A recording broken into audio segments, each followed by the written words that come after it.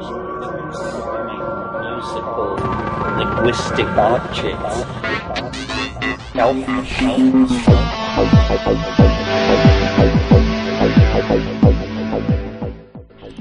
Greetings from Psychedelic space. This is Lorenzo, and I'm your host here in the Psychedelic Salon. And if you heard my previous podcast, you know that I said I was going to get this program out the next day. Now, if you've been with us here in the salon for a few years, you know that I've said things like that before, but then slipped and didn't get a new podcast out when I said I would, which once again seems to be the case. But what's different this time is that I actually believed myself when I said that a little over a week ago. So, I can't even trust myself. How's that? Anyhow, here we are, with me only getting 2 podcasts out in over a month.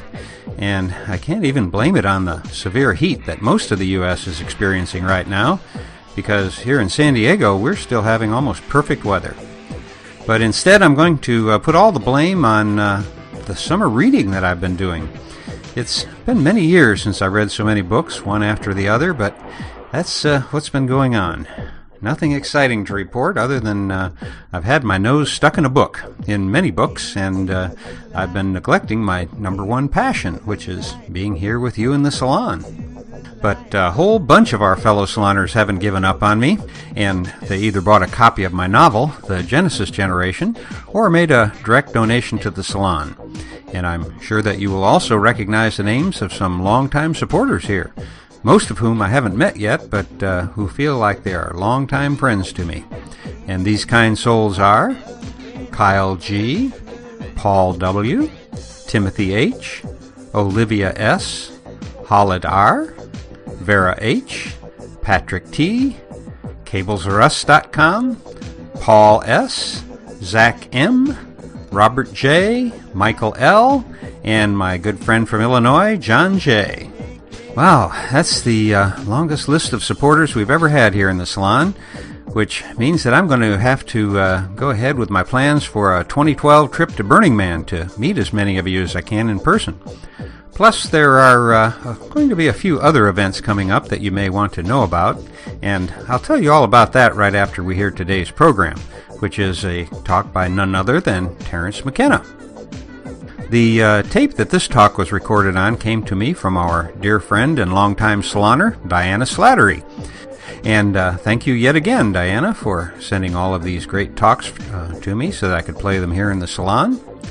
The note on this tape indicates that it was recorded in October 1983 in Berkeley, California. And as we are about to hear, once again the Bard McKenna comes up with ever new ways to frame some of his ideas so as to make them seem almost new each time we hear them coming from yet a different direction. And so let's go back in time to over a quarter of a century ago and see what was on the Bard McKenna's interesting mind way back then. So I've spoken about 5 times about various aspects of the psychedelic experience to audiences here and at Esalen and in Santa Barbara. And one of the things that is a personal interest of mine that stands out from the general background of the psychedelic experience is the way that it throws light on language. And I discovered that audiences seem fairly responsive to this question, even though it seemed to me at first fairly hard to articulate it and fairly hard to say too much about it. So tonight, to indulge myself and anybody else who has a particular interest in this aspect of it, I want to say more about it and maybe talk for 40 minutes or so and then take questions. And I think it's by talking, it's perhaps a tautology to think that by talking about a linguistic phenomenon or a linguistic problem, you can illuminate it. But I'm interested in how it strikes other people and the kind of dialogue that can be generated by talking about it. First of all, to background what I'm saying a little bit, I recently ran across a very interesting analogy or metaphor that seemed useful to me, which was, it was a historical analogy saying that when civilizations come into crisis, they inevitably, one of their strategies for survival is to cast back to an earlier period of time, an earlier cultural ideal, and then to try to exemplify its values. And as the obvious example and the most recent phenomenon of this sort on any large scale is the Renaissance, in which the breakdown of medieval society and the rise of mercantilism generated a need to cast back into time for a set of values and then to realize them. And the period of time that was chosen was classical Greece and Rome. And so painting, sculpture, poetry reflected an effort to recapture classical values. What I think is happening in the present, and by the present I mean the whole 20th century, is a similar thing, a similar culture crisis, but on a much grander and more global and more threatening scale, and a casting back for a previous cultural model that whose ideals, if we could realize them, would save our own civilization. The same idea that the Renaissance had about classical Greece. But strangely, the period that we have decided, that we have fastened on, without ever making a conscious decision, but as a reflection of decisions made in the mass psyche of the species, the period that we have settled on is the archaic period, which precedes human history. And so Cubism and the things that were done for literature by Joyce and Pound, and the glorification of barbarism and the recovery of the unconscious, first the sexual nature of the unconscious through Freud, later the mass archetypal structure through Jung. In other words, the great movements of the 20th century, even Marxism, can be seen as efforts to recapture prehistoric sacral values. And this process has been going on for 50 years or so, different adumbrations of it at different times. And now, and for the past 10 years or so, the theme of shamanism, the rediscovery of Paleolithic religion, and the rise of the use of hallucinogenic drugs, which were the driving force of Paleolithic religion, has come into the fore. Well, okay, holding that in your mind for a moment, recall Marshall McLuhan's idea that technologies for conveying information shift ratios in the mass psyche and the way that it relates to the world. And he was famous for predicting what he called electronic feudalism. He said that the television screen was more like a page of manuscript than a page of print, and that as the linearity and uniformity and rational assumptions of grammar were transcended in the conveying of information, to be replaced by electronic gestalts that were looked at rather than read, that the ratios between the senses would shift, and that this would have profound effects on art and the history of ideas and this sort of thing. What is happening is that a kind of super McLuhanistic phenomenon is happening, where we are collapsing not into the electronic feudalism that he discussed, but into the electronic tribalism which he discussed. And it is shifting our sensory ratios away from the audio and toward the visual. And this brings me now to my subject, which is the transformations of language under the influence of the psychedelic experience. The fact that there is a spectrum of vocal and psychological and psychomental phenomena that range all the way from the recitation of learned material through freely formed speech and into these trance-like religious phenomena that go under the category glossolalia. And these things are experienced by the people who do them as having a varying relationship to the visual rather than the audio sense. We had a discussion a couple of nights ago with Ralph Abraham about when you are asked to conjure the idea of an orange, what is this idea made out of? When you close your eyes and think of an orange, is what you think of made of language, or is it made of light? And what you say in answer to this question, what does it say about you and your the way in which you're embedded in your culture? Under the influence of psilocybin, particularly, the language-forming centers are activated, and they are activated in tandem with the visual cortex, so that forms of synesthesia are experienced, which are linked, first of all, to sound, so that people singing control the fabric of hallucination through sound. And we found this to be true of ayahuasca in the Amazon, where definitely the shaman's use of voice controls the fabric, the visual fabric of what's going on. But there is yet another level to that phenomenon, which is with the addition of meaning, the control of the visual surface, the topology of meaning, if you will, rather than the ongoing decoding from a dictionary, is transcended.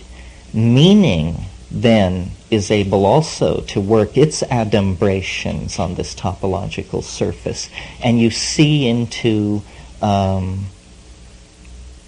there are different ways of cognizing it. The place where the Ursprach is coming from, the assembly language that lies behind all formalized or culturally validated languages. Wittgenstein called it the unspeakable. It's the place where explication cannot go almost by definition in order to avoid a tautology. Well, now it seemed to me that the nearness of these tryptamine hallucinogens to normal metabolites of brain chemistry and the fragileness that people like McLuhan and Julian Jaynes have shown to be a part of the way we construct our world. In other words, that it's a delicate balance of chemistry and language and history and these sensory ratios. That given all this, it seemed probable to me that this phenomenon encountered in deep psychedelic experiences with psilocybin actually has a potential historical impact. It is a kind of human ability which is at present submerged in the psyche, contactable only by the shamanic means of journeying into historical hyperspace. In other words, of going into that place where the adumbrations of the future are intense enough that you can have an intimation, at least, of what is to come. And I think this is what is to come, and it is a kind of telepathy, but it's not telepathy as we imagined it to be. When I imagined telepathy, I thought of it as hearing another person think and having them hear you think. This is something where the modality of meaning is shifted out of a common dictionary that is a cultural convention and into a shared visual topology, which is examined by both parties, both the speaker who caused this thing to be and the audience who shares the space where this is happening. It's interesting that beta-carbolines, which are used to accentuate the hallucinogenic effect of DMT in these ayahuasca preparations in Amazonas, is very definitely a part of normal human metabolism, brain metabolism. And the MAO inhibition that it's performing on DMT that is introduced from the outside is a mirror image of the kind of function that it's performing in the brain. So the shifting of these sensory ratios is causing language to become more visual. And at this point I always have to quote Philo Judaeus, who was a first century Alexandrian Jew who talked about the logos, and I have made analogies between the phenomenon I'm describing and the logos. But in the critical quote, what he said was that a more perfect logos was possible, and that it would be a phenomenon which would pass from the modality of being heard to the modality of being beheld without ever crossing through a quantized point of transition where you could say it was one, now it is the other.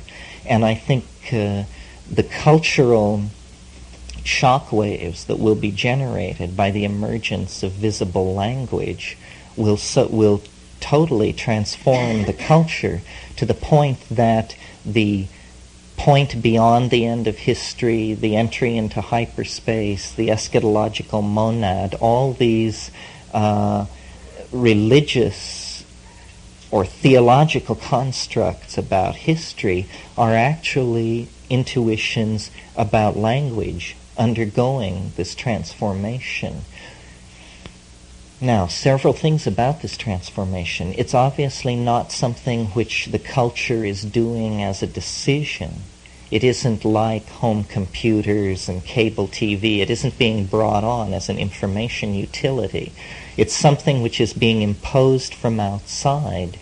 And I think it is, I'm sure most of you are familiar with the Gaia hypothesis of homeostatic regulation of the environment of the earth through the interaction of all life acting as a single organism.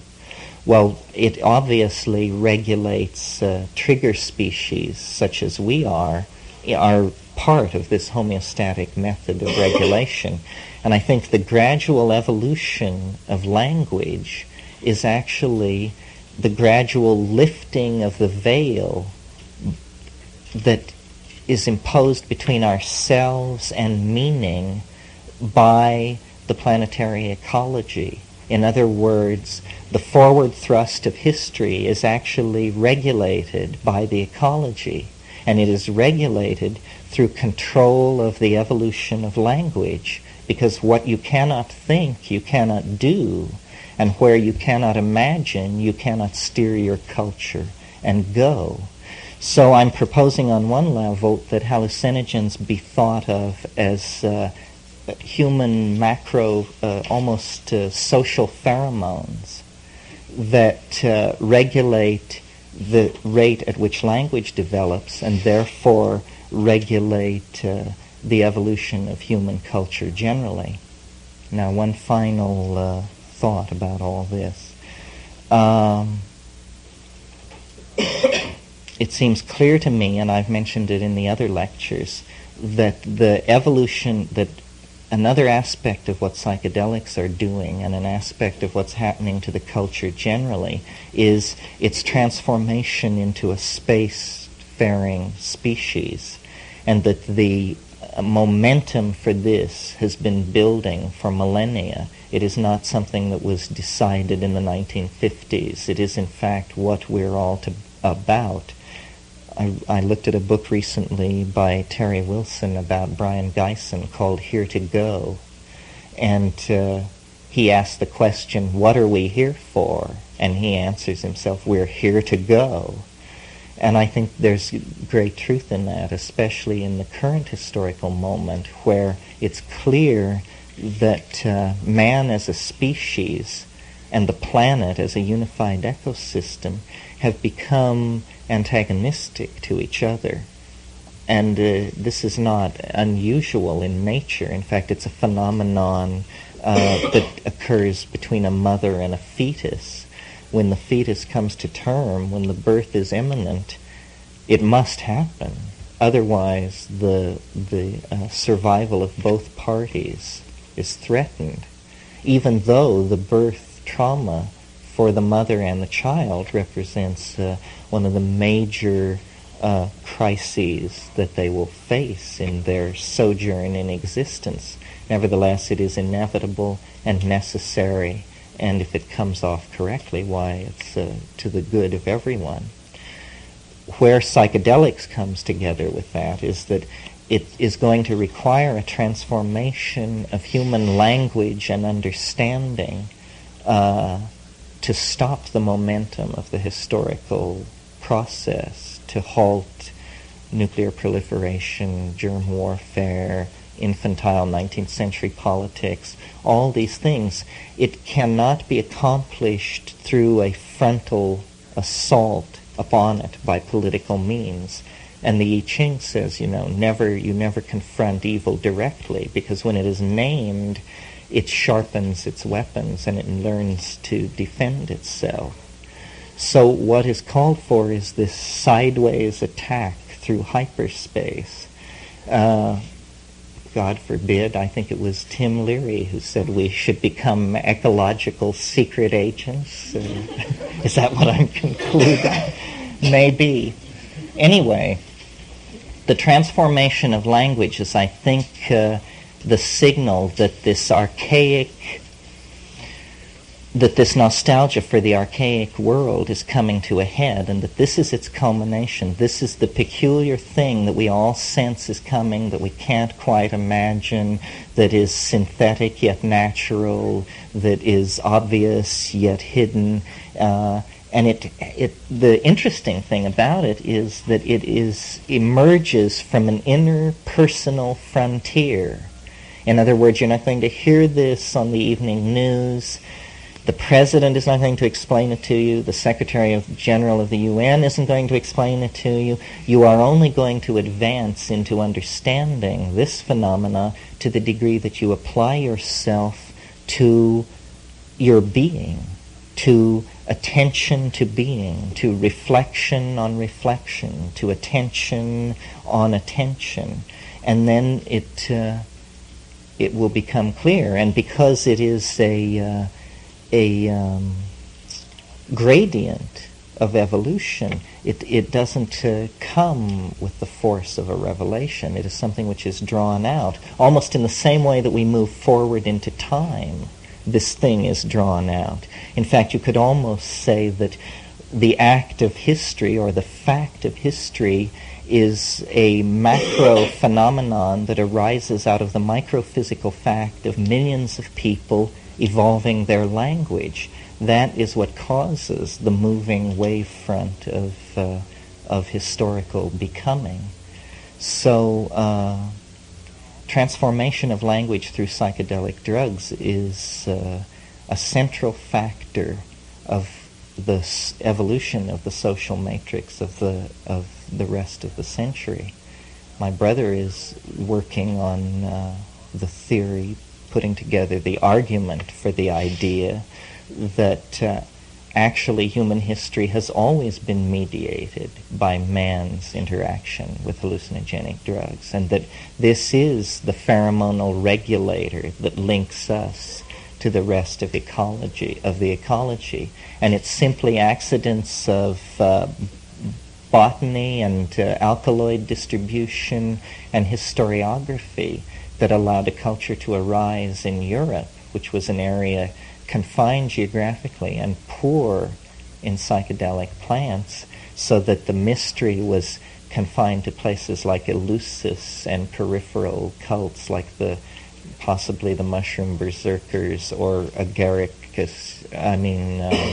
Amanita using cults in the Arctic regions.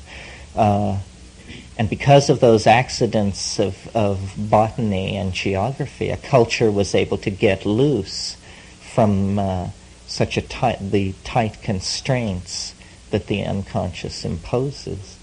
But nevertheless, that culture then was the Promethean culture, the Faustian culture, which claimed the energies which will then send the mind tribes to the stars. If it had not been for this historical episode, we would essentially be at the Amazonian level of culture, which is suspended in the hallucinogenic dream, but oblivious to the historical forces which are bearing down on that.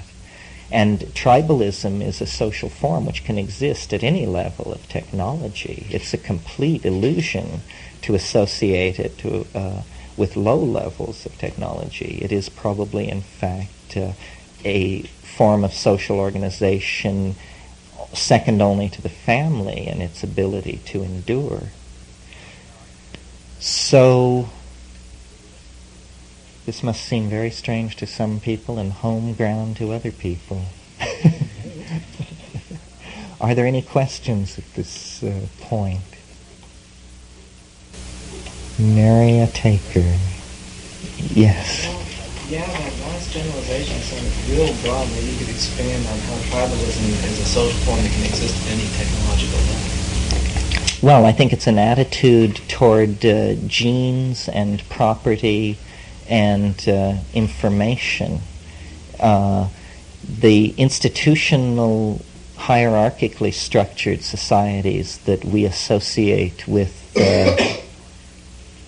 our own culture, which I assume we define consciously or unconsciously as somehow the superior culture, is just inherited from tribal organization, but with a need to abstract the leadership quality so that control could function over wide areas.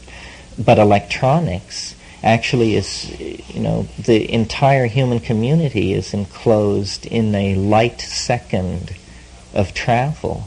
So the globalism is real. I mean, when I first read McLuhan, it seemed to me very true, but a thin voice crying in the wilderness. It was hard to see if out of all the trends working in society, that was how it would come to be. But it certainly seems to be so. I think, it's as H.G. Wells said, history is a race between education and disaster. And I think, that education was losing that race until electronics came along. And now I would probably be optimistic. I think that there is a global commonality of understanding coming into being, and it is not necessarily fostered by institutions.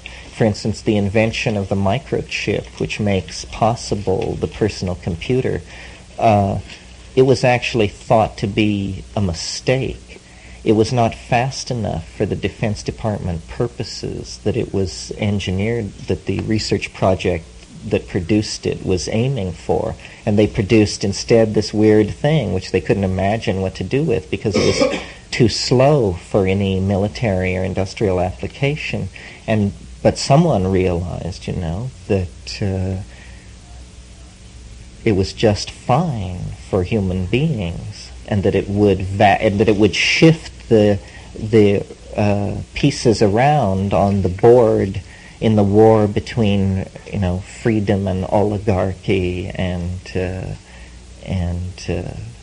human individuality and all these forces which seek to oppress it. So I don't believe that the historical process is under the control of any of the many, many institutions that would wish to control it. The break between nature and man has been overstressed, I think, and that we should realize, that we are very strange, but you can find very odd adaptations at many levels.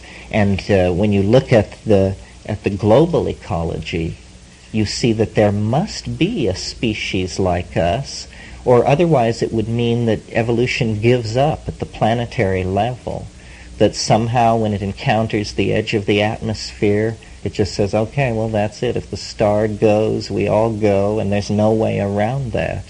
But actually, the obvious way around that is a technical species, a minded species that will open a hole using energy and understanding through which everything could escape if it had to, because as the data flows back from these probes moving out through the solar system and beyond, it turns out that the 19th century intuition of catastrophism was very correct, that the universe is in fact a very turbulent place, and that you only have to open your time window a little bit, like 100,000 years, for the probability of very turbulent events that a global ecosystem would react to, and strategies have to be evolved.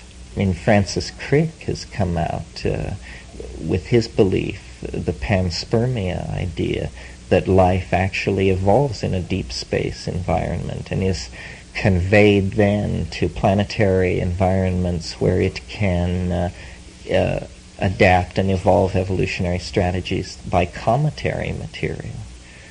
At one point, we suggested that Stropharia cubensis, the psilocybin mushroom, was actually an intelligent species whose method, whose strategy of evolutionary advance was the spore, which could actually go into a kind of suspended animation for hundreds of thousands, millions of years, and by that means radiate through the galaxy over very long periods of time. And that seemed like a very radical idea at the time. We hypothesized that spore liberation by an agaricus on the planetary surface, then through Brownian motion and accumulation of global charge on the surface of the spore, that there would be a small number of these tending to percolate out of any given atmosphere. And given the enormous amounts of spores that are released, you could make an argument for this kind of evolutionary strategy. But Crick, who discovered DNA, makes a much wilder hypothesis, which is that you don't even require a planetary ecosystem for DNA and life chemistry to evolve, that it can evolve in ultra-cold regimens in interstellar space and then be conveyed to various planetary chemical regimens where it can respond and grow. And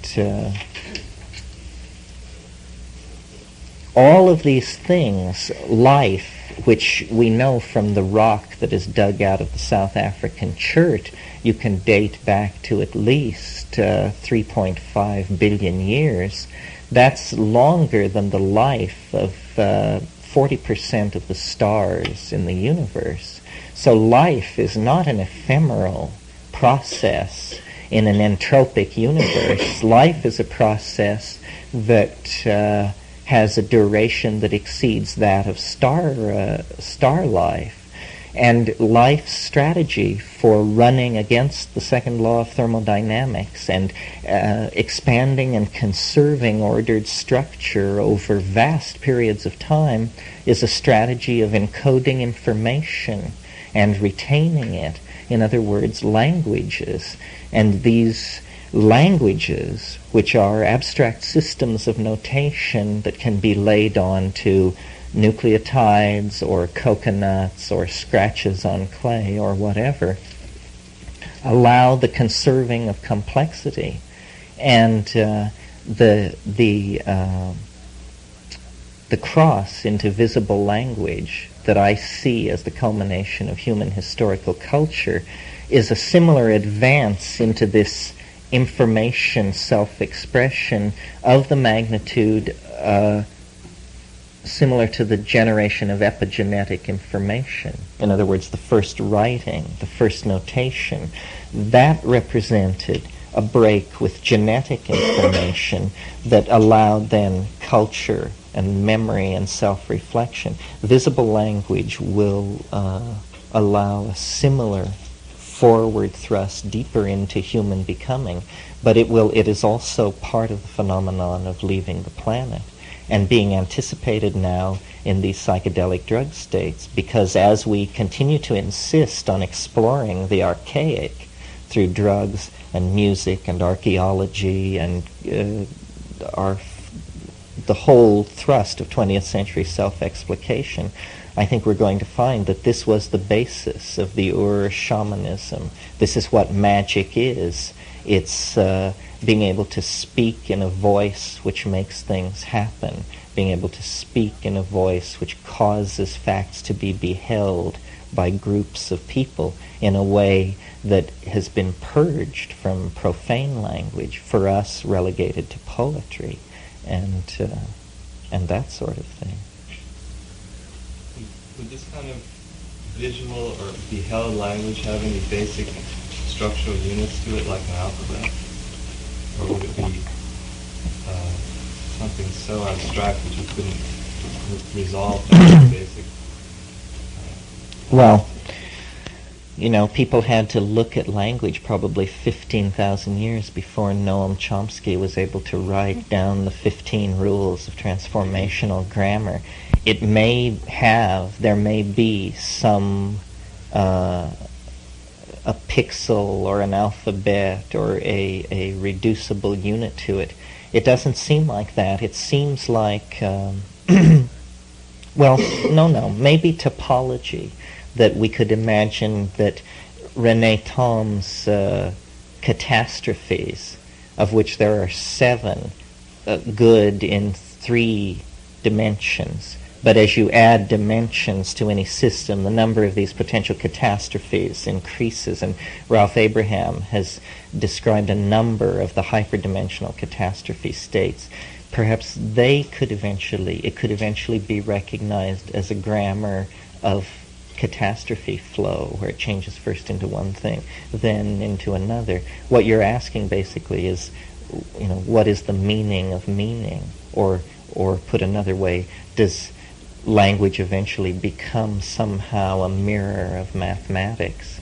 And I don't know, it would take a lot more analysis than I have done. I think describing this stuff is at the level of sailing up jungle rivers and sticking to the broad rivers and noting that, at 3 p.m. you passed a river mouth flowing in. It was 1.5 miles wide, and you don't know where it was coming from or how many 1,000 square miles it was draining, and you just put a note on your map to return someday and ascend it. In other words, there's this archaic area of the mind. It's going to take a long time to explicate it. By the time we have assimilated our recontact with the archaic, there will be colonies on Alpha Centauri. There will be thinking machines. There will be transdimensional vehicles and out-of-body consciousness via electronics. All these things will arise out of our grappling with an understanding of this shift in the sensory ratios that will essentially return modern man to the age of miracles. And though we won't put it that way, but we will privately experience it that way. I mean, that's what psychedelic drugs are. We don't put it that way, but we all who have been through it, privately experience it as a miracle. It's kind of something that I've been devoting a fair amount of thought to lately, haven't gotten very far, and that's the conviction under certain experiences that you're getting information from deep within your psyche yourself, from deep within some sort of racial or human information. Sometimes what you talked about before, forward but yet human information, and then yet another experience that you are just willing to absolutely bet is not human information that is coming into your brain, or whatever. Many people talk about this. I'm just wondering if you'd share your thoughts on that division and any hypotheses, whether you feel that that's accurate, not accurate. Well, it seems as though there is a tuning mechanism that you must somehow, by trial and error, find how to twiddle this knob, and you move through these very concentrated areas of information, and some of it can be blindingly personal, some of it appear to be movies of historical periods, some of it appear to be conform to Jungian stuff, and then the alien part of it. And I don't know. I mean, this is the area I work in. I've held all kinds of opinions about this information and finally decided, that it's too early to say what it is. There's a school of New Age, or I don't know exactly how to put it, but the Seth books and that the Ilse Schwaller de Lubitz and these people, where it's just nobody asks any hard questions. It's just, oh, you're channeling a being from Arcturus and they're laying the law down. Fascinating. What are they saying? Well, that's interesting what they're saying, but more interesting is trying to actually work up close to the mechanics involved in this channeling. And I'm very skeptical, and yet it hasn't stopped me at all from doing it. I mean, I talk to them, but I don't give away the barn or the cow. I just try to engage in dialogue. And, some traditions are very blasé about this sort of thing. Buddhism, for instance, Vajrayana, it's just, oh yes, many worlds, many beings, all kinds of beings on every level, and you have to learn to deal with them. But that's well and good until you actually are dealing with these beings and go through like that wonderful moment in Rosemary's Baby where she says, my God, this is really happening. Well, there are those moments where you realize, that this doesn't appear to be a hypostatization of discriminating intellect. It appears to be some kind of 8-armed schmiggy which is coming at you with all these implements. And I don't know. See, I think it's going to take a long time to sort this all out, and that in order to learn what we had to learn about matter, to leave the planet, we had to really put ourselves through a head trip and close down the imagination, or deputize special people to be imaginative, who we called poets and then labeled irrelevant. It's going to now come upon us, and science is flowing into this area and beginning to recognize that it must have a romantic component. This is just the way of things. Ideas beget their opposites and then are subsumed by them. Anyone? Yes? Can you relate this in any way to the crisis that occurring in the art world? End of art and that kind of thing. Could all this be related to the crisis in art? Well, I don't know whether you mean the crisis since 1905 or 1975 or which. Well, I'm not. It's not exactly a crisis. Art, the goal of art is to be incomprehensible, or a portion of it has to be incomprehensible. I think these paintings at Lascaux and Altamira, which are now dated at 19,000 years old, when the first ones were discovered in the 1890s, they were thought to be 400 to 500 years old.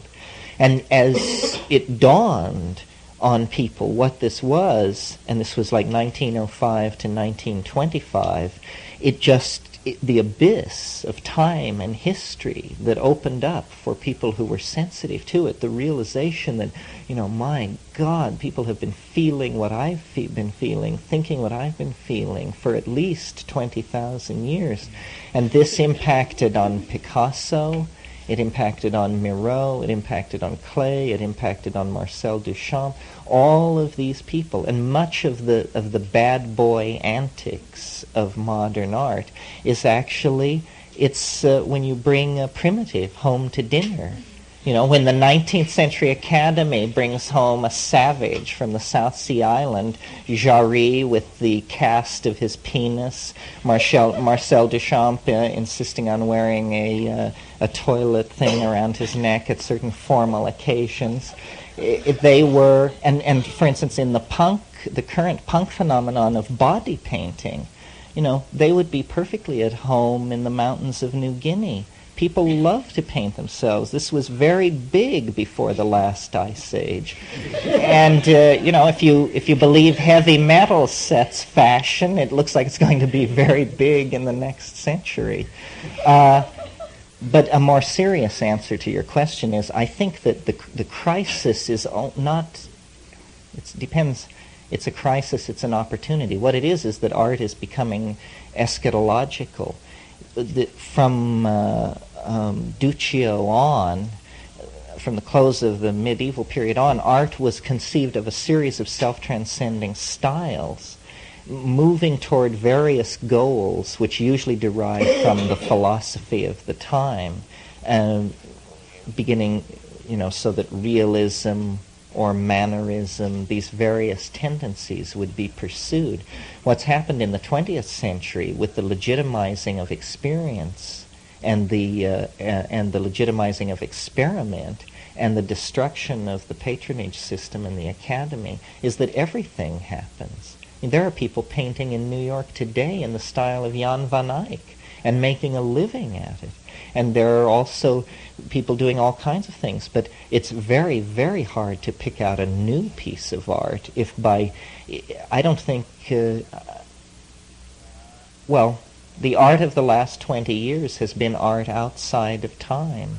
Since the middle 60s, since William Wiley and funk and all that stuff began, it's impossible to date art objects. They can have been made any time in the last 20 years. This is what eschatological time will be like, a transcendence of style and people simply working in these various modes of self-expression which compete in a great atemporal carnival wherein, unfortunately, the values of the marketplace play too great a role, but no other way of mediating it has been found.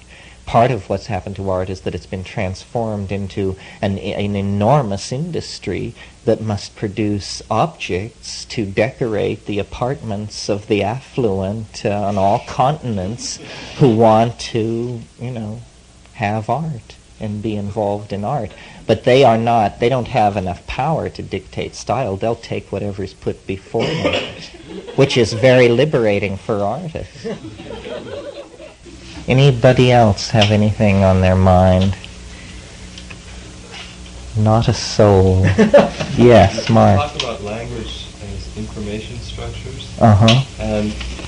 But you could also think of personality structure, that with which the witness consciousness identifies with, as an information structure too. Where do you draw the line between language that is beheld as something other and language that is, or those information structures which are part of the identity experiencing? Well, you're asking what is the difference between self and other? Yeah. Well, in terms of language. What you're asking is, how do you know you're not talking to yourself? Yeah. Well, that's a very tricky question. I'm surprised that in 3,000 years of philosophizing, somebody hasn't figured out a nifty way to always tell this. It would make a marvelous short story, some little litmus test that you could perform. Pretty much you have to go on intuition. Of course, what you always say is, I can't possibly know what I'm being told, therefore it isn't myself. But that's a very naive view of the psyche. On the other hand, when that reaches excruciating proportions, there's a tendency to abandon sophistication and just believe in it anyway. But this thing about the shifting boundary between self and other is very tricky.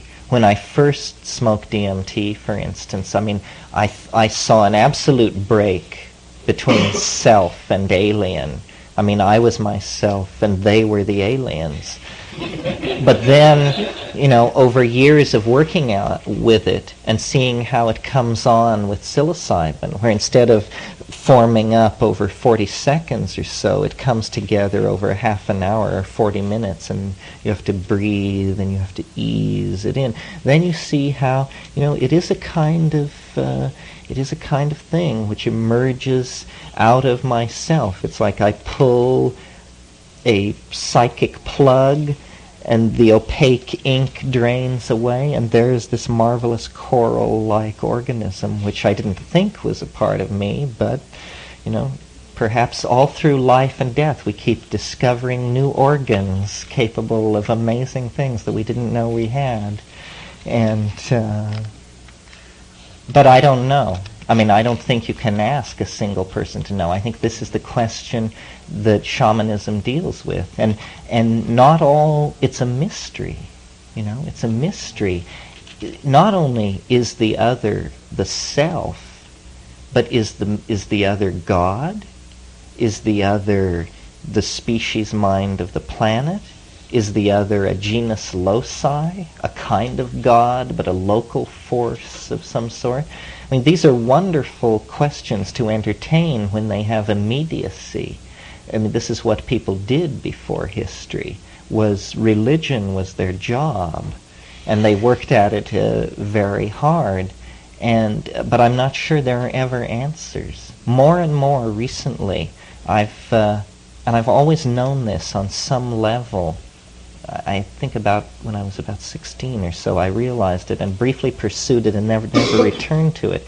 But I think that Taoism, if I had to pick an ontological vision that was compatible with what I think these drugs are about and with what I think is trying to happen, I would pick Taoism for the following reasons.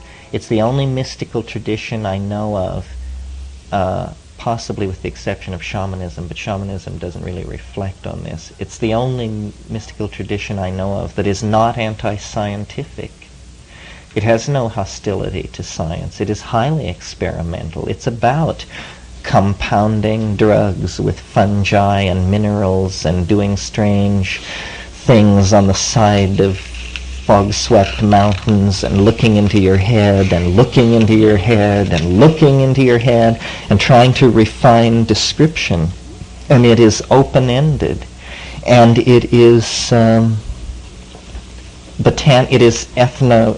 ecologically sensitive. It is sensitive to it is not at all antagonistic to drugs. In fact, on the subject of drugs, it's extremely straightforward and practical. Its stated goal is to compound the ninefold elixir of immortality.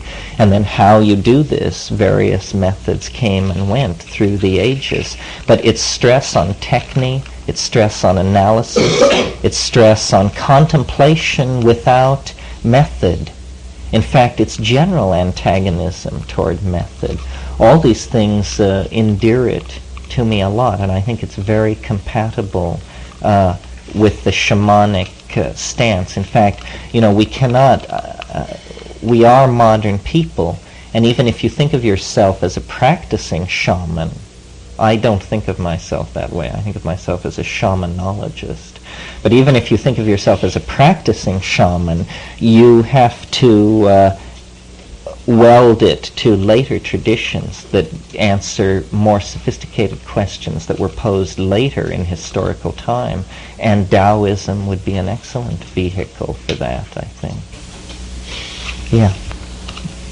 Yes, in the Hindu mythology, there is reference to the state of being dissolved into the absolute, or being one without a second, not defined by any past historical reference. Is that in any way coincident with what you're talking about? Yeah, I think it is. This one without a second caused me to think of Plotinus. One of his definitions of the mystical experience was he called it the flight of the alone to the alone, which mathematically adds up to the one without a second. As far as the this end of history that seems to be appointed for history by Western religion. Yes, it is like dissolution, the dissolution of the cosmos that goes on in Hindu cosmology. Hindu cosmology is a set of nested cycles, similar in structure to the set of nested cycles that I proposed for time in the invisible landscape. And I think we're running into one of those compression points, that everything that has been going on this planet for the last billion years has been a series of telescoping processes of ever accelerating intensity, connectivity, and momentum, leading finally to the generation of consciousness. A moment after that, historical civilization. A moment after that, modern science. And a moment after that, starflight. And it is just, a 10,000-year rush from monkeyhood to starflight, a geological moment, but historically a grand opera that has everybody on the edge of their seat, because if the ball is fumbled, that's all she wrote. And there's nothing that says that we must succeed, or at least we cannot assume that there's something which says that we must succeed. Even if we are the chosen target species of Gaia, Gaia may not have all fingers on the button. We don't know where our own power ends and begins, and where the power of the other begins and ends. And so we have to make our way carefully into these dimensions. Shamanism is thousands of years of accumulated information on how to navigate in these spaces. If we are becoming a shamanic society through the metaphor of spaceflight, we are going to have to recover this information, and there'll be some chills and spills along the way, I'm sure. Yeah. Yeah, Terence, I had a question. In the traditional use of substances that you've described, there's ritual around it. And there's also intention generally from the shaman around healing and focus around hunting, real earthly kind of pursuits around survival. And that seems to ground the experience in many ways, or provide a focus for it. When we do it by ourselves, sans ritual, sans this kind of language, sans this kind of training, we're prey to the whole deceptions of the mind. Right. And so my question to you is, what sort of critical inquiry do you personally use, or what kind of critical language do you personally use with these forms in front of you? How do you know guard against self-deception? You use the word critical analysis. What does that mean? Translate practically speaking. Well, it isn't so much in confrontation with the being that you have to have this critical analysis. In confrontation with the being, you act from the heart and in the moment, but it's later. It's what do we think about these things as we sit here now, relatively unstoned. And your question raises all kinds of issues. I said I didn't think anyone was a shaman, or that I thought of myself as a shamanologist. This is because a shaman is educated by other shaman, inculcated, chosen out, educated, and brought along. In our society, we have to do it all by ourselves. And, I've made a comparison to a man walking along the beach and coming upon a fully rigged sailboat. How likely, comparing the sailboat to the psychedelic drug, how likely is it that this man can learn to sail without killing himself? Where, it is no great matter to learn to sail if you learn from a sailor. So this is the first barrier that's posed for us, or was posed, I think, in the 60s, when there were a lot of casualties to psychedelics, because it was assumed that everyone should do it, and so millions of people did. And actually, there are few societies where everyone does it. And those where that is the case, or where, for instance, all men do it, are not probably the most advanced shamanisms on the planet. So it's a kind of a profession. It's almost like clergy. It's to be deputized by the society as an ecstatic for the purpose of introducing back into society the material that comes from the mystical voyage for purposes of cultural renewal. The chief thing which grounds the shaman, at least in my practical experience with them, is the curing. And Merciliade insists on this, that the primary function of the shaman is to cure, and that all these other things go toward that. We all have to cure ourselves in the sense that is contained in the notion that a psychedelic drug is a deconditioning agent. Now, I don't think a psychedelic drug is particularly a deconditioning agent if you're Witoto or Bora or Muinani or something like that, and you take it. You don't then denounce being that and leave for Lima. But in our culture, psychedelics have had this effect of triggering a very fundamental questioning of values and intensifying alienation and creating alienated subclasses. This is a symptom of the general unhealthiness of the society, that you can't be psychedelic and be 100% of this society, that certain things seem to impose themselves in your way. So I don't think that there is any easy answer to your question. What we have over shaman is our wonderful electronic information retrieval systems. And the way that works is like this. You go to the Amazon and you're dealing with a tribe, and they say, we need this certain drug plant, and the secret word for it is so-and-so, and we'll go and get it. And they do, and they know more about that drug plant than you do by a long crack. But you ask them, did they know that the people 20 miles further up the river use a different plant called something else? And you know this because you read it in a Harvard Museum botanical leaflet, which tells you that, and they are astonished. You have this weird overview which they cannot conceive of. They are fully informed in a vertical fashion about one tradition. But you, by writing to Boston, Massachusetts, and getting these leaflets and reading them, are more prepared to discuss the generalities of Amazon shamanism than most of the people you meet. And this is a great resource, not to be sneered at. There's a lot of information, and like, for instance, when you read Merciliade's Shamanism, the Archaic Techniques of Ecstasy, this is a global overview. And I'm not saying you know more than any one single shaman knows about shamanic ecstasy, but you have a certain kind of knowledge which prepares you, a generalized cosmology which prepares you. And these are the best maps that we have, so we have to make use of them.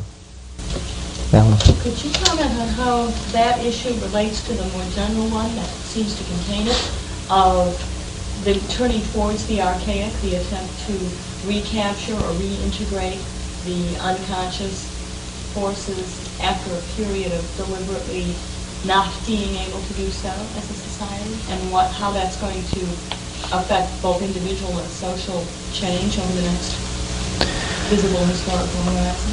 Well, obviously, just on the surface of it, Freud in Civilization and Its Discontents made the point that sexuality is necessarily repressed for civilization to be possible.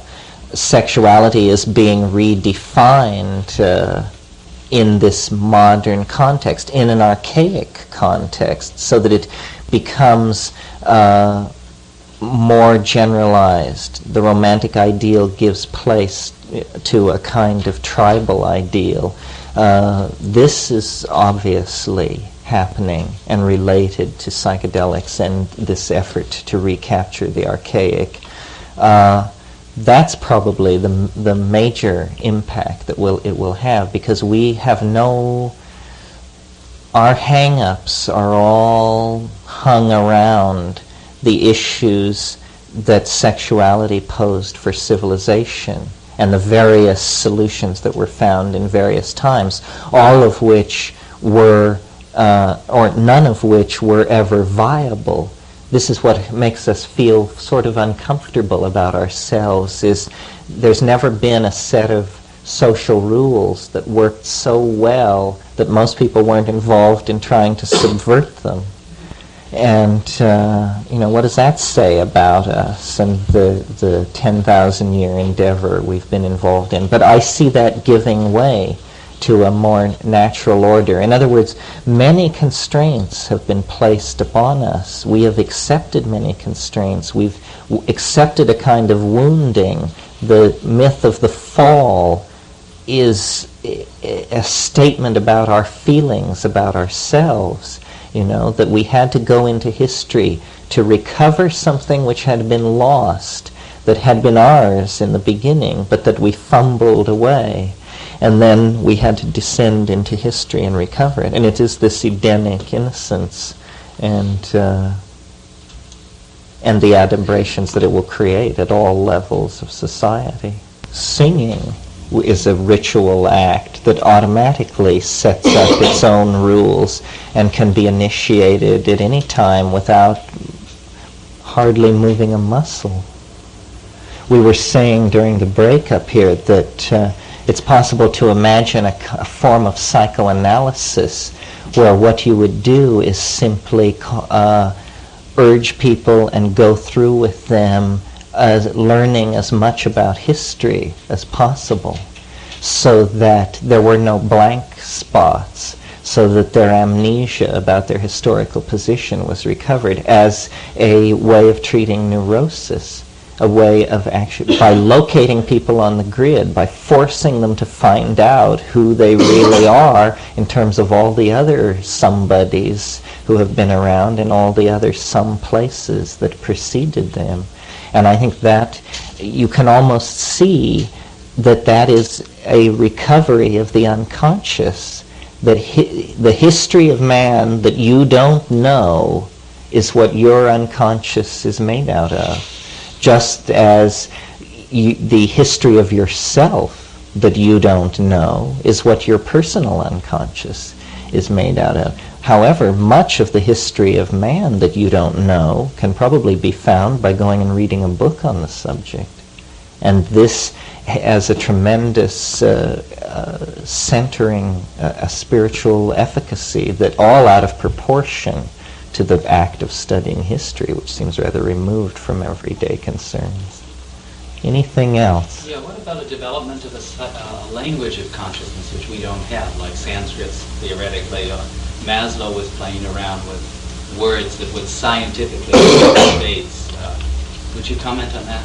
Well, I think the I Ching is an effort, the most advanced effort to do something like that, but it's a language of Gestalt. And, I don't speak Japanese, but it's said of Japanese that nothing which is obvious is ever mentioned. Language is reserved for clarifying the unclear. So people are not saying, it's a hot day, isn't it, and that kind of stuff. They're reserving language.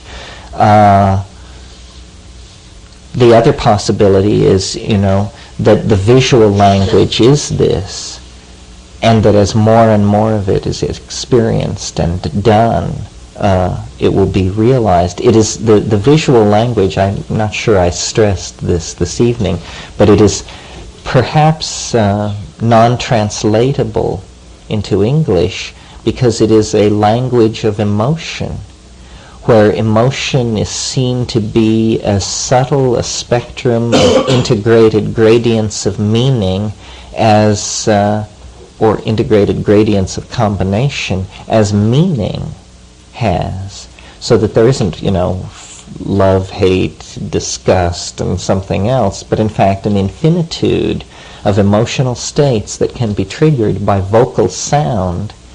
And in a way, of course, I'm simply describing singing, wordless singing, except that I'm describing how that can rise to an ontologically different level and become so emotive that you understand very subtle differentiations of emotion. I noticed when we were in the Amazon taking ayahuasca with these people, and they would sing these 1,000-year-old songs, and you would get to the place where you had the absolute conviction that you understood, because you could stand off from your mind and say, the speed at which I'm going through emotional changes over what I'm hearing must mean that I understand what I'm hearing. Because if I didn't understand it, I would just have a certain generalized emotion about it. But it is changing my interior state so rapidly that it is like the experience of understanding. That's the only thing it can be compared to. Yeah. Could you elaborate more on the effect of the ayahuasca and in combination with stricter hypnosis that you mentioned in Invisible Landscapes, the effect of altering the DNA, and when you mentioned the histone blocks? Yes, well, the core chemical idea in the Invisible Landscape, for those of you who haven't read it, is that it is possible, or it was hypothesized that it was possible to use sound to cause hallucinogenic drug molecules that were present in the nucleus of neurons, having arrived there through axioplasmic transport from the synapse, to cause them to occupy bond sites in DNA, the bond sites specifically which lie between the nucleotides, and the molecular dimensions and everything are correct for this to be possible. In fact, it's been shown in vitro that certain hallucinogens do preferentially bond into DNA, in very elegant experiments in which DNA was exposed to hallucinogenic drug molecules and then centrifuged, and shown that its specific gravity had increased by precisely the molecular weight of the drug molecule, and no other compounds were present. So there is an affinity for bonding with the DNA on the part of these drug molecules. We hypothesized that the general psychedelic experience, the common psychedelic experience, is simply these things displacing normal neurotransmitters such as serotonin at the synapse, undergoing axioplasmic transport to the nucleus, intercalating, which is the technical term for this kind of bonding, intercalating into the nuclear material there, and shifting the electron spin resonance of the generalized electron spin resonance signature of the molecule, so that millions of cells having this happen to them are amplified into a higher cortical experience, which is the hallucinogenic experience. But in answer to your question, my brother went beyond this and hypothesized that you could intervene in this process, which would normally you would expect to be quenched in 4 to 6 hours, whatever the duration of the psychedelic drug was, that it would be possible to intervene in this process with vocally generated sound, generated in such a way that of these millions of molecules in these bond states, a very few of them would be oriented in space toward the incoming wavefront of sound in such a way that they would be cancelled, that they would undergo the kind of harmonic cancelling that happens when you sound a note on the cello and then quench the string of sound and you hear the overtones in octaves above and below it. And he felt that this could be done with the human voice, and performed an experiment to test this idea, which seemed to indicate that it was possible, or at least that some bizarre drug synergy was prolonged and triggered by vocal sound.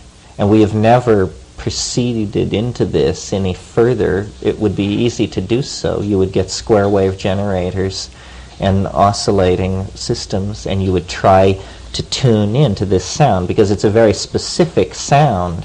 Now, it sounds at first preposterous that quantum acoustically mediated quantum mechanical chemical changes could be controlled by the voice. But you have to remember, populations of millions of molecules are involved, only a very few of which have to fulfill the complete set of special conditions that would allow this situation to arise.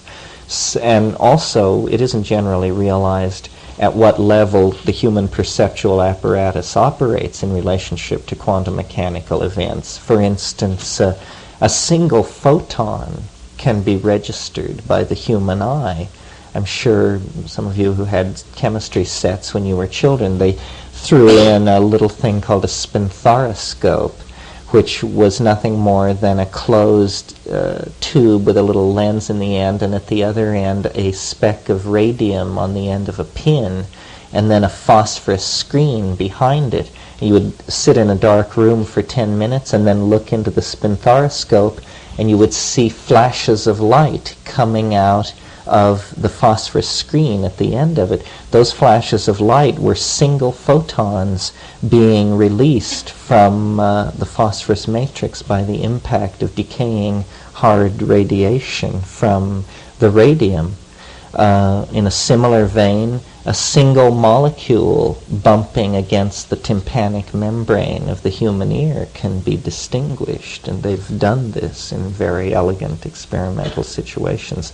So actually the human sensory apparatus, for what a continuous picture of the world it gives us, is under experimental conditions shown to be rather closer to portraying the quantum mechanical nature of reality than we might expect. So I don't think it's, on the face of it, preposterous that there could be technologies of vocal sound and control of physiological states of oneself and other people through the controlled use of sound.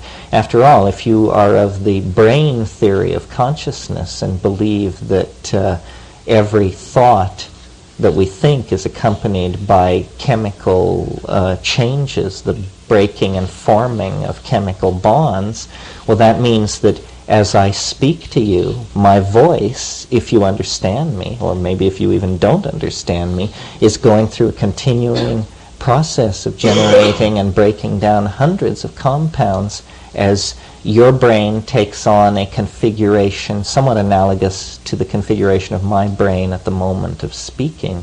This is what communication must be seen to be by people who have a hard brain theory of consciousness. What if you don't know anything about any of this? Well, then you're probably in better shape than all of us.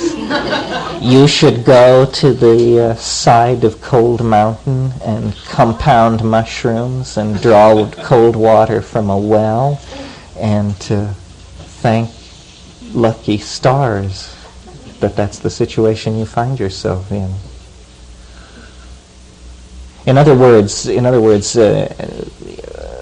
knowledge or verbal facility is no proof of knowing what you're talking about. It's just verbal facility. No, I think the Taoist thing, I'm coming more and more to it to see that it's its open-endedness, its insistence on humor. It's not grinding a bunch of dogmatic knives. And now I'm talking about the cultural ideal of Taoism. Taoism became secularized and, played power politics at various times in the history of China, just like the other Chinese religions. But its ideal remained the psychedelic ideal, I think. And it's basically a dropped out ideal. It isn't that you should return to the court and take up the counsel of the king and try to save his ass. It's that someone else can take care of that. But these Taoist immortals became strange people. I mean, they were fleetingly glimpsed from the road, running naked in the woods as people passed to and fro. And knowledge, I have said this before, made the analogy between understanding and gravity. That, as something becomes gravitationally more and more dense, it eventually is so dense that light can't leave it. No information can leave it. It's said to be a black hole. It has curved space around itself, and no information can leave it. I think as you advance on the path toward enlightenment, it becomes harder and harder for people to understand you. And when you finally achieve enlightenment, you can't say anything at all. And anything you say must be misunderstood. That's the proof that you're enlightened. If you're a perfect black hole, you must be incomprehensible. No information must leave you. So if you understood anything I said tonight, it's a perfect proof that I'm far from enlightened. But thank you for coming anyway. Maybe on that note we should knock off. Is anyone burning? Good, then let's knock off.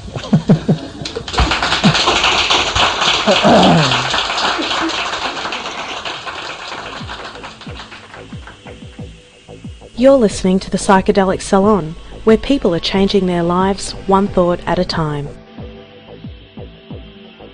So, what do you think? Have we gone even deeper into an archaic revival since Terence gave this talk in 1983? I found it interesting at how current some of his ideas are yet today about things like electronic tribalism, and this was long before iPhones and Wi-Fi. In fact, he said these things 10 years even before the World Wide Web came to life. So can you imagine what he'd be saying about today's world of capturing events on video on a cell phone and instantly making it available to the rest of the world via YouTube or something like that? My guess is that it probably would blow his mind, just as it does mine whenever I look back at our tech just a couple decades ago. I do have to take issue, however, with his statement that we are a spacefaring species. And while that may ultimately be true, it sure isn't one of the priorities of the American empire, which last year spent more money on air conditioning the tents of its troops in Afghanistan and Iraq than it did on the entire NASA space budget. Looking at that telling figure, it seems to me that the American empire is more about blowing things up and killing people than it is about exploring space. Of course, this behavior is the same that we saw at the end of the Roman Empire. Aggressive overexpansion and wars that gobble up the increasing amount of resources required to sustain an ever larger empire that has already led to the demise of 26 or more earlier empires. So I think it's only a matter of time before this one runs out of steam and money as well, as we are seeing. Apparently our ruling class has never had the luxury of reading history and learning from it. But never forget, locals always survive empires. So become as locally involved as you can. For example, you might want to find a food growing co-op in your area. Just search for CSA or Community Supported Agriculture and start buying as much of your food from them as possible. It may take a year or so to search out all of the good organic food sources nearby, but it isn't out of the question for you to be able to have at least 90% of your food coming from within 50 miles of your home. And if you want to do something positive to help solve some of our planetary problems, well, start buying food that's grown close to home for a start. Not sure how I got off on that tangent while commenting on a McKenna talk, but I guess the ability to get us to spin off ideas in every direction from his talks was maybe part of his genius. Now, as much as I would like to make a few more comments about some of the things we just heard Terence say, there are several announcements that are actually more important than my own musings. The first thing that I hope you are already aware of is the upcoming Women's Visionary Conference conference that's taking place next weekend, which is July 29th through the 31st in Petaluma, California. And I truly apologize for not mentioning this event sooner, because they have an incredible lineup of over 20 great speakers, and several of whom you've heard here in the salon. And yes, there will even be a couple of men speakers, so that the men in the audience won't have to feel completely left out.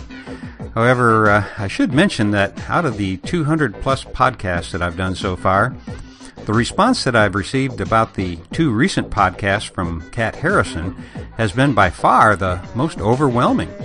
In fact, no other speaker has even come close to gathering as much high praise as I've heard about Kat's talks. So even though we men seem to do the lion's share of the talking around here, it's the words of wisdom from the women in our community that have the most resonance with us here in the salon, it seems. So my best wishes go out to Annie and the other organizers and volunteers of the Women's Visionary Conference, and hopefully we'll be hearing a report from them in the not-too-distant future. Another announcement comes from my good friend Mark Franklin, who you may also know as Lord Knows, which is the signature on his famous poster, Xochipilli Speaks. It's graced the walls of my office for many years now. What you may not know is that Mark is also one of the best portrait photographers and photographers in general that is still walking around these days. Several years ago, he showed me some copies of a few of the portraits he'd made of some of our famous elders, including which is one that I think is maybe the most riveting photograph of Terence McKenna that I've ever seen. Well, at long last, Mark has finally agreed to exhibit his work, and it's going to be at a gallery in Culver City, California. The exhibition is going to take place in November this year, which, if I'm not mistaken, is still 2011. And in addition to photographs of notables ranging from Dr. Albert Hoffman to Jerry Garcia, he'll also be exhibiting some of his work dealing with nature as a healer. You know, Mark has photographed rock stars, politicians, artists, poets, writers, scientists, researchers, peace activists, countercultural legends across the world. And if you ever get a chance, you'll most definitely want to attend this very rare showing of Mark's work. There's just one little glitch I should mention, and that is that Mark is still looking for 1 or 2 patrons of the art to help with the initial expenses in creating the high-quality prints that the exhibit demands. And if you are that person or know someone who is willing and able to help a world-class photographer exhibit his work, you can either let me know and I'll pass it on to Mark, or you can contact him directly through his email address, which is thelordknows. That's TheLordnose, thelordknows@yahoo.com. And I'll give you more details about this exhibit as the date gets closer. Now, one more thing, and I'll let you get back to the world once again. As I mentioned a few weeks ago, Bruce Damer and I will be leading several workshops that deal with moving our community beyond the doom and gloom of the 2012 end-of-the-worlders, and in particular, moving some of the ideas of Terence McKenna beyond the end time of his time wave predictions. In 2012, we already have 2 events scheduled, one at Esalen Institute in June, and then a few months later at the Burning Man Festival. But as it turns out, we don't want to wait that long to get going on this project, and so the first of these workshops will be held during the last weekend in September of this year, 2011. And if you are in the Seattle area, we hope that you'll be able to attend.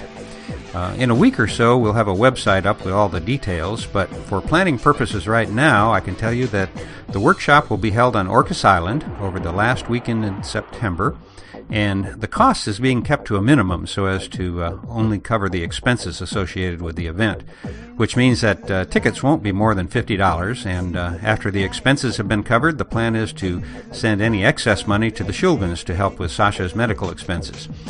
And I'll say more about this in my next podcast. But for now, I'd better get out of here, and so I'll close today's podcast by reminding you that this and most of the podcasts from the Psychedelic Salon are freely available for you to use in your own audio projects under the Creative Commons Attribution Non-Commercial Sharealike 3.0 license. And if you have any questions about that, just click the Creative Commons link at the bottom of the Psychedelic Salon webpage, which you can get to via psychedelicsalon.us. And if you're interested in some of the stories that may or may not have led you and me to where we're sharing this moment together, you can read a few of them in my novel, The Genesis Generation, which is available in Kindle and other ebook formats, as well as a pay-what-you-can audiobook read by me. And you can find more about that at genesisgeneration.us. And for now, this is Lorenzo signing off from Cyberdelic Space. Be well, my friends.